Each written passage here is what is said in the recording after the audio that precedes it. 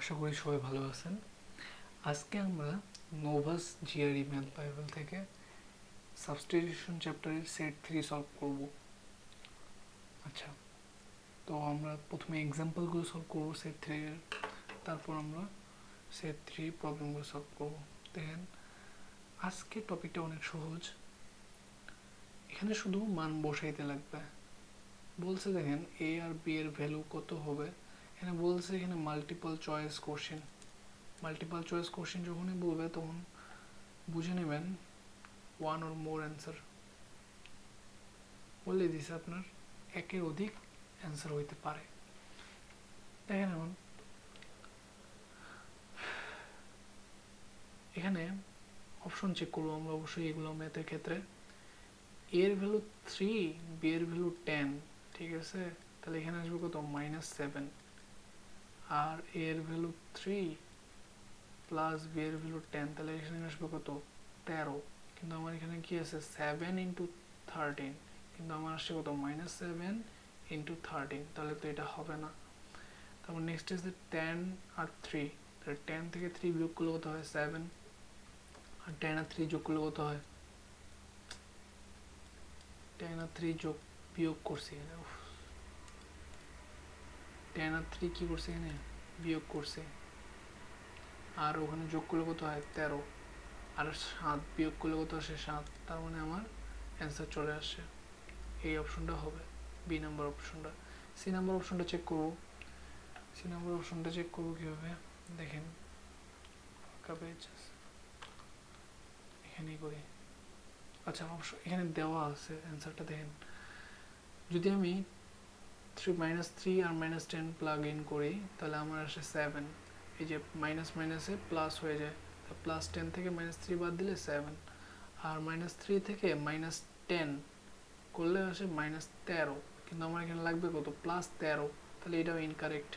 তারপর এখানে যদি আমি বসাই এর ভ্যালু, এখানে অপশনে দেওয়া আছে সি নাম্বারটা হবে না, এ নাম্বারটা হবে না। সি নাম্বার বলছে -10 আর -3, এর ভ্যালু -10 আর বি এর ভ্যালু -3, তাহলে -3 বসলাম, এখানে -10 বসলাম, -3 বসলাম, তাহলে এখানে +3 হয়ে যাবে। তাহলে এখানে আসবে কত? -7। আর এখানে -10 আর এখানে -3 আছে, তাহলে -13।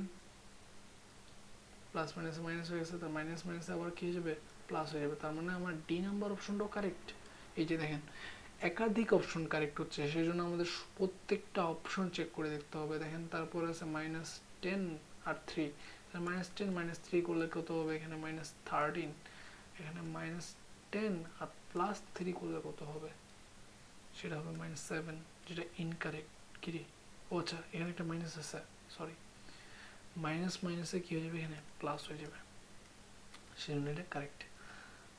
দেখেন, তাহলে আমার এখানে অ্যান্সার আসে 3টা। সো আমাদের প্রত্যেকটা অপশন চেক করতে হবে। নেক্সট কোশ্চেনে দেখেন, এখানে বলছে a cube plus a square minus a minus 1 equal 0। এটা দুইভাবে সলভ করা যায়। এই মেথড 2, সেটা হচ্ছে আমাদের বীজগণিতিক নিয়মে আমরা কি করব? উৎপাদক আকারে ভাঙাই নেব, সেভাবে আমরা সলভ করতে পারি। একটা হচ্ছে প্লাগ ইন করে, অর্থাৎ এই মানগুলো প্রত্যেকটা একটা করে বসাবো যে সিদ্ধ করতেছে কিনা। যদি শূন্য বসাই, এই ভ্যালুতে শূন্য বসাই, তাহলে 0 cube plus 0 square minus 0 minus 1 equals to কত আসে? -1। কিন্তু আমার ইকুয়ালস টু কত আসলে 0, তার মানে এই নাম্বার অপশন হবে না। যদি 1 বসাই তাহলে 1 plus 1 minus 1 minus 1, 1 K cube করলে 1, 1 কে স্কোয়ার করলে 1, মাইনাস 1 বসালে 1 মাইনাস 1, তাহলে এখানে হচ্ছে কত? 0। তার মানে আমার বি নাম্বার অপশনটা হবে। সি নাম্বার ক্ষেত্রে যদি 2 বসাই তাহলে দেখেন 9 আসে, সেম টু সেম ভাবে 3 বসালে 32 আসে, 4 বসালে 75 আসে। এগুলো কোনোটাই হবে না, কারণ আমার ইকুয়াল 0 লাগবে, তার মানে বি নাম্বার অপশন সঠিক। এটাতে আমি সময় নষ্ট করলাম না, কারণ অ্যান্সার দেওয়াই আছে। তারপর দেখেন প্রবলেম সেট সি, এটা আমরা অনেক সহজভাবে করতে পারবো। দেখেন, এখানে ওরা যেভাবে করছে এভাবে কোনো প্রয়োজন নেই। আচ্ছা, এটা সেটের কোশ্চেন। এখানে আপনি মান ধরে নিয়েও করতে পারেন, অথবা আপনি বীজগাণিতিক উপায়ও করতে পারেন। কিছু ম্যাথ আছে যে দেখলে আপনি মনে হবে যে বীজগাণিতিকভাবে করলে আপনার ইজি হয়, যেমন এই ম্যাথটায় আপনারা দেখেন 6, এবার 6 square minus 2x plus 3x minus 6, গুণ করে দিলাম, এক্স এক্স এ কত হবে এক্স স্কোয়ার, এক্স এর সাথে টু গুণ করলে plus two x, minus three এর সাথে এক্স গুণ করলে minus three x, minus three এর সাথে টু গুণ করলে মাইনাস সিক্স, এক্স এর সাথে এক্স গুণ করলে এক্স স্কোয়ার, মাইনাস টু এর সাথে এক্স গুণ করলে মাইনাস টু, এক্স এর সাথে থ্রি গুণ করলে মাইনাস প্লাস থ্রি, আর মাইনাস টু এর সাথে থ্রি গুণ করলে কত হবে মাইনাস সিক্স, মাইনাস সিক্স কেটে যাবে, এক্স স্কোয়ার কেটে যাবে, তাহলে এখানে থাকবে কত, এখানে থাকবে আপনার মাইনাস এক্স, আর এই পাশে থাকবে আপনার প্লাস এক্স, তাহলে মাইনাস এক্স টা যদি বের করে দিই তাহলে টু এক্স ইকুয়াল জিরো, তাহলে এখানে এক্স এর মান কত আসতেছে জিরো, তাহলে অ্যান্সার হবে সি, জিরো। Simple math. তারপর অ্যান্সার বলছে দেখেন সলিউশন করতে বলছে, আপনার সলিউশন করতে যে সময়টুকু লাগবে এখানে প্রত্যেকটা বসায় বসায় দেখতে গেলে অনেক বেশি সময় লাগবে, তার থেকে সলিউশন করতে অনেক কম সময় লাগবে। দেখেন ইকুয়েশন সহজ দিছে অনেক, এখানে মান বসে বসে চেক করার কোনো প্রয়োজন নেই। দেখেন এখানে যদি আমি বিয়োগ করি, এক নম্বর ইকুয়েশন থেকে দুই নম্বর ইকুয়েশন বিয়োগ করি, তাহলে এক্স এক্স কেটে যাবে, তাহলে টু ওয়াই থেকে ওয়াই বাদ দিলে ওয়াই থাকবে, সেভেন থেকে ফোর বাদ দিলে থ্রি, আমি ওয়াই এর মান পেয়ে গেলাম। এখন ওয়াই এর মান থ্রি, শুধু দুইটা অপশনে আছে, বি অথবা সি, যে কোনো একটা হবে। বলছে x plus y equals to four, এখন ওয়াই এর মান আমি থ্রি পেয়ে গেছি, তাই ওয়াই এর মান থ্রি এই পাশে পার করে দিলে মাইনাস থ্রি ওয়ান, তাহলে এক্স এর মান কত ওয়ান, তাহলে আমার সি নাম্বার অপশন হবে এখানে। তারপর দেখেন আপনার থ্রি নাম্বারটাতে কি বলছে, যে এই যে ইকুয়েশনটা, এই একটা সুন্দর জিনিস, এটা আমি আপনাদের একটা ক্লাসে বলছি যে এই টাইপের জিনিসগুলো কীভাবে সলভ করবো। এটা একটা অড নাম্বার আসবে, এখানে নিচের কোন ভ্যালুগুলো বসালে এই মানটা অড আসবে। এখন আপনি চিন্তা করেন এই যে এক্স এর ভ্যালু আপনি যদি জোর বসান অর্থাৎ ইভেন নাম্বার বসান, এটাকে বর্গ করলে অবশ্যই ইভেন আসবে, কি আসবে ইভেন আসবে।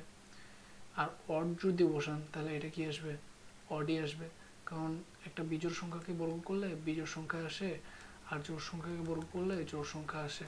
তো সিম্পল এই জিনিসটা মাথায় রাখা লাগবে আপনাকে। আর এখানে আপনি ফোর মানে কি, ফোর অর্থ হচ্ছে টু ইন্টু টু, একটা টু আছে না, কারণ টু এর সাথে আপনি যদি জোড় সংখ্যা গুণ করেন তখনও জোড় সংখ্যা আসবে, আপনি টু এর সঙ্গে বিজোড় সংখ্যা গুণ করলেও আপনার জোড় সংখ্যা আসবে। এটা কিন্তু জিরো না, এটা কিন্তু অড নাম্বার, ও ডি দ্বারা প্রকাশ করি তাহলে সুবিধা হবে, ও ডি। দেখেন আপনি যদি টু এর সাথে ফোর গুণ করেন তাহলে আপনার ইভেন আসবে, টু এর সাথে যদি থ্রি গুণ করেন তাহলে আপনার ইভেন আসবে। সেক্ষেত্রে তার মানে কি, ফোর এর সাথে আমি যখন এক্স গুণ করবো, এটা ইভেন হোক আর অড হোক, এটা আমার কি আসবে সবসময় ইভেন নাম্বার আসবে, কি আসবে ইভেন। এখন আপনি চিন্তা করেন, আপনি যদি এক্স এর মাঝে অড নাম্বার প্লাগ ইন করেন, অড এক্স যদি অড দেন তাহলে অডকে বর্গ করলে কি পাবো, আমি এখানে অড পাবো, ঠিক আছে। আর আমার থ্রি কি একটা অড নাম্বার না, আমি কি বলছিলাম অড নাম্বার আর অড নাম্বার যোগ করলে সবসময় আমরা ইভেন নাম্বার পাবো, অড আর অড যোগ করলে কি পাবো, আমি সবসময় ইভেন নাম্বার পাবো, ইভেন নাম্বার পাবো, পাবো কিনা। আর ইভেন আর ইভেন যোগ করলে কি পাবো, আমি ইভেন পাবো। এই দুইটা যোগ করে অড আর অড যোগ করে আমি ইভেন পেলাম। আর ইভেন আর ইভেন যোগ করে এই যে এই ইভেন আর এই ইভেন, অড অড যোগ করার ইভেন যোগ করে আমি কি পাবো, ইভেনই পাবো। হ্যাঁ, জোড় সাথে জোড় সংখ্যার সাথে জোড় সংখ্যা যোগ করলে কি আসে, জোড় সংখ্যাই আসে। আর বিজোড় সংখ্যার সাথে বিজোড় সংখ্যা যোগ করলে কি আসে, জোড় সংখ্যা আসে। Simple calculation. তাহলে আপনি আমাকে বলেন, এখানে আপনি যদি অড নাম্বার বসান তাহলে এখানে অড আসতেছে, অডের সাথে অড করে ইভেন আসতেছে, তো টোটাল ভ্যালুটা ইভেন চলে আসতেছে, কিন্তু আমার লাগবে কি, এই টোটাল ভ্যালুটা অড লাগবে। তার মানে আমি এখানে এক্স এর ভ্যালু অড বসাইতে পারবো না, কারণ অড বসালে আমার পুরো ইকুয়েশনটা ইভেন চলে আসতেছে। তার মানে আমি এখানে যে অপশনগুলো অড আছে সেগুলো কেটে দেবো, তাহলে একটা অ্যান্সার আছে ইভেন। সিম্পল। দেখেন আপনি চিন্তা করেন, এখানে ইভেন বসালেন, ইভেনকে বর্গ করলেন, ইভেন আর থাকলো এটা, আর এখানে ইভেন বসালেন তাহলে ইভেনের সাথে চার গুণ করলে ইভেনই হইলো, ইভেন ইভেন যোগ করলেন তাহলে এখানে ইভেন থাকলো। আর ইভেনের সাথে অড যোগ করলে কি হয়, অবশ্যই এটা অড নাম্বার আসবে। আপনি চিন্তা করেন, আপনি একটা ইভেন নাম্বার নিলেন, একটা অড নাম্বার নিলেন, দুই প্লাস এক করলে কত আসে, তিন। আপনার আসলে কি অড নাম্বার আসলে, ইভেনের সাথে অড যোগ করলে কি আসে, অড নাম্বার আসে। সিম্পল। তারপর চার নাম্বারে চলে যাই, এই অঙ্কটা মিশিয়ে দিই।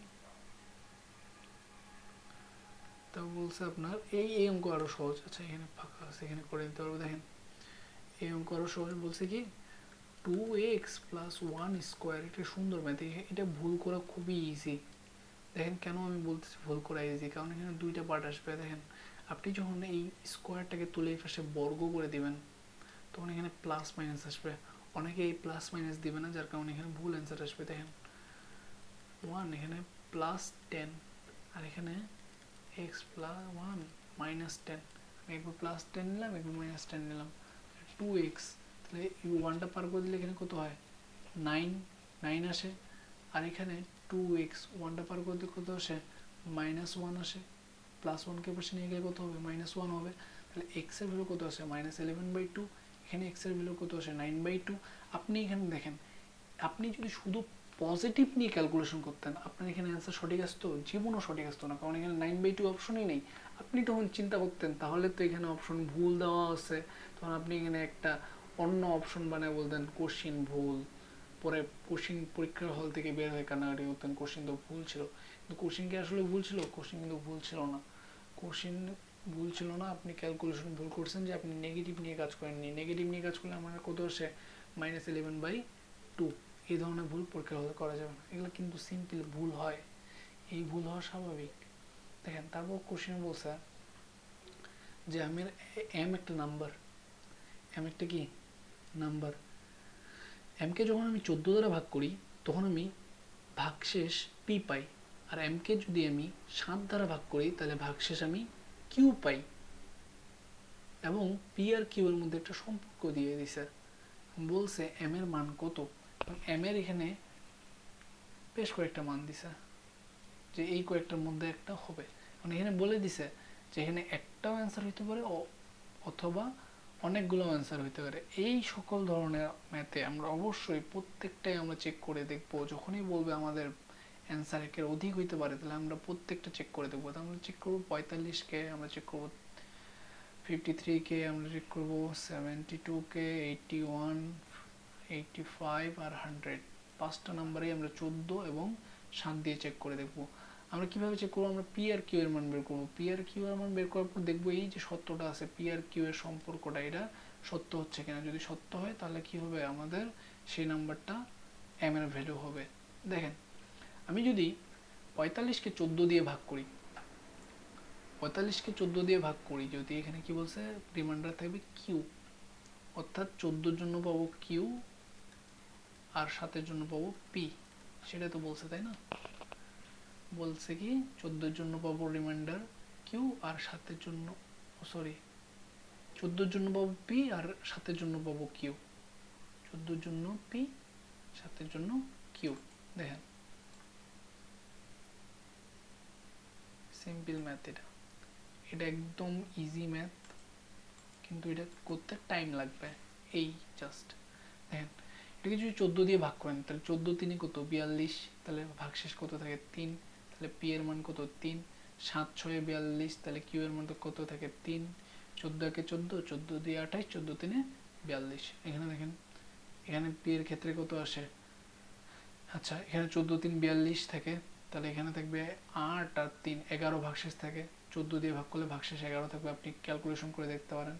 7 দিয়ে যদি ভাগ করি তাহলে আসবে 4, দেখেন ভাগশেষ 4 আসবে কিভাবে 7 7 49, তাহলে 7 49 এর 4 যোগ করলে 53, তার মানে ভাগশেষ থাকবে 53।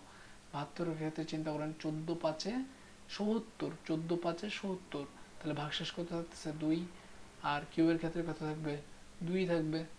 কেন 2 থাকবে? কারণ 7 10 7 আর 7 আর 10 কত হয় 70, তাহলে এখানে ভাগশেষ 2 থাকতেছে। 41 এর ক্ষেত্রে চিন্তা করেন এখানে হচ্ছে 11 থাকতেছে, ভাগশেষ 14 দিয়ে ভাগ করলে 70 থাকতেছে, মানে 5 দিয়ে ভাগ করলে 70 হয়, আর 11 অবশিষ্ট থাকবে 81, আর 7 দিয়ে করলে 7 আর 7 11 77, তাহলে হচ্ছে ভাগশেষ থাকবে 4। আর 85 ক্ষেত্রে 14 দিয়ে যদি ভাগ করি তাহলে 14 6 হচ্ছে 84, তাহলে ভাগশেষ থাকবে পি এর মান 1 আর কিউ এর মান থাকবে কত, কিউ 7 দিয়ে যদি ভাগ করি 7 77 84, তাহলে এখানেও ভাগশেষ থাকবে 1। দেখেন আপনি 7 12 কত হয় 84, 7 7 11 77, 7 12 84। এখানে যদি আপনি 14 দিয়ে ভাগ করেন তাহলে 14 দিয়ে ভাগ করলে কত হয় 84, সাথে আরো 14 যোগ করলে কত হয় 98, তাহলে এখানে পি এর মান হবে 2। আর কিউ যদি আপনি এটা 7 দিয়ে ভাগ করেন তাহলে কত হবে 7 দিয়ে ভাগ করলেও ভাগশেষ 2 থাকবে, কারণ যেটা 14 দিয়ে ভাগ যায় 98 সেটা অবশ্যই 7 দিয়ে ভাগ যাবে, যেটা 14 দিয়ে ভাগ যায় সেটা অবশ্যই 7 দিয়ে ভাগ, কারণ 14-র মধ্যেই 7 আছে। 14 দিয়ে যদি কোনো একটা সংখ্যা ভাগ যায়, ধরেন যে 14 নিজে একটা সংখ্যা, এটা 14 দিয়ে ভাগ যায়, তাহলে অবশ্যই এটা 7 দিয়েও ভাগ যাবে, কারণ কি 14-র মধ্যে 7 আছে, সরি 2 × 7, 14-র মধ্যে কি আছে 7 আছে। তো একটা সংখ্যা 14 দিয়ে ভাগ যায়, ধরেন যে এই 98 সংখ্যাটাই 14 দিয়ে ভাগ যায়, তাহলে এটাকে আমরা এখানে মিলে যাচ্ছে, 7 × 14 হয়ে যাচ্ছে। চিন্তা করেন, এই যে 14 দিয়ে ভাগ যায়, তাই না, 14 দিয়ে ভাগ যায় মানে কি, এখানে একটা সংখ্যা আছে যেটা 14 দিয়ে ভাগ যাওয়ার অর্থ কি, এরকম 14 দিয়ে 14টা কাটে চলে যায়। আচ্ছা, এটা আরো সুন্দরভাবে অন্য এক্সাম্পল দিয়ে বোঝানো যায়। ধরেন যে 15/3,